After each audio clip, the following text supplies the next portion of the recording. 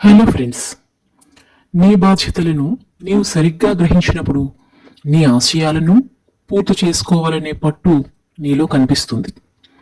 విజేత ఎప్పుడూ విజయాలతో నిర్మింపబడడు. తన విశ్వాసాన్ని నిరంతరం నిలబెట్టుకోవడం ద్వారా తయారవుతాడు. జీవితంలోని కొన్ని క్షణాలు జ్ఞాపకాలుగా మారినప్పుడు పడే బాధ చాలా కష్టమైనది. మనతో ఉన్నప్పుడే వాటి విలువను గుర్తించాలి. అందమైన జీవితం వెతికితే దొరకదు, మనం నిర్మిస్తే తయారవుతుంది. గొప్ప పనులు చేయలేని వారు చిన్న పనులు గొప్పగా చేయడం ద్వారా ఆనందాన్ని పొందవచ్చు. ఎక్కువగా వేచి చూడకండి. సమయం మనకు పూర్తిగా అనుకూలంగా ఎప్పుడూ ఉండదు. ఆశను ఎప్పుడూ కోల్పోవద్దు. మన ఈ రోజుటి ఆశయాలే మనం ఊహించే రేపటి వాస్తవాలు. జీవితం మనకు చాలా అనుకూలంగా మారుతుంది. దానికి కావలసింది కేవలం మన అంగీకారం మాత్రమే. మన జీవితాశయం జీవితాన్ని గడిపేయడం కాకూడదు, దానిని వృద్ధి చేయడానికి అయి ఉండాలి. జీవితం నీకు ఏమి ఇచ్చిందో సరిగ్గా గమనించగలిగితే జీవితం నీకు చాలా ఇస్తుంది. ఎంతో ఆకలితో ఉన్న సింహం గడ్డిని మేయదు. అలాగే కష్టాల పరంపర చుట్టూ ముట్టిన ఉత్తముడు నీతి తప్పడు. కేవలం ఊహలతోనే కాలాన్ని గడిపితే ప్రయోజనం ఉండదు. నారు పోసినంత మాత్రాన పంట పండదు కదా. చీకటి తర్వాత వచ్చే వెలుతురు చాలా ఆనందాన్ని ఇచ్చినట్లుగానే కష్టాల తర్వాత వచ్చే సుఖాలు ఎంతో సంతోషాన్ని ఇస్తాయి. ఒక్కొక్క కోరికను జయిస్తూ విజయాన్ని చేరటం 1000 కోరికలు తీర్చుకున్నా లభించదు. నేను అదృష్టాన్ని నమ్ముతాను, ఎందుకంటే నేనెంత కష్టపడితే అది నన్నంతగా ఫలిస్తుంది. అదృష్టం మన నుదుటిన ఉండదు, మన కృషితోనే ఉంటుంది.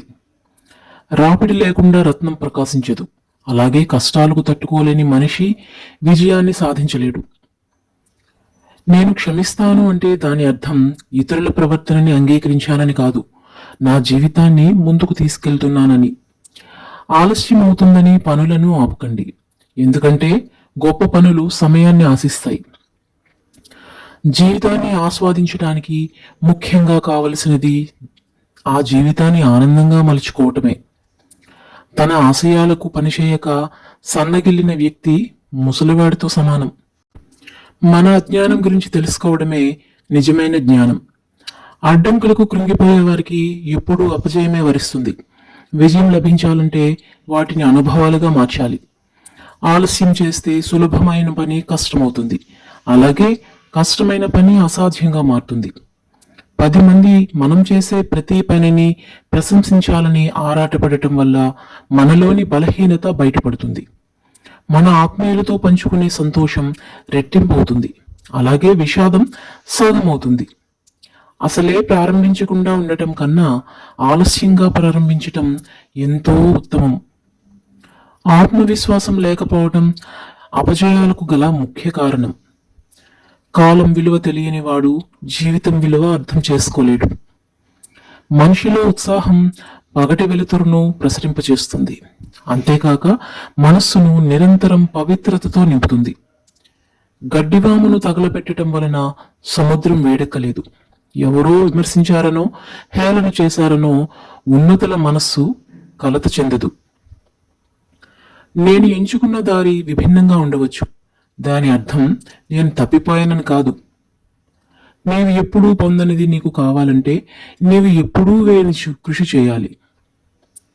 మనం జరిగిపోయిన దాన్ని వెనక్కి వెళ్ళి మార్చలేకపోవచ్చు, కానీ జరగబోయేదాన్ని ఖచ్చితంగా మార్చవచ్చు. ఏడ్చినవాడు బలశాలి కాదు, ఏడ్చినా తిరిగి లేచి సమస్యలను ఎదుర్కొనేవాడు బలమైనవాడు.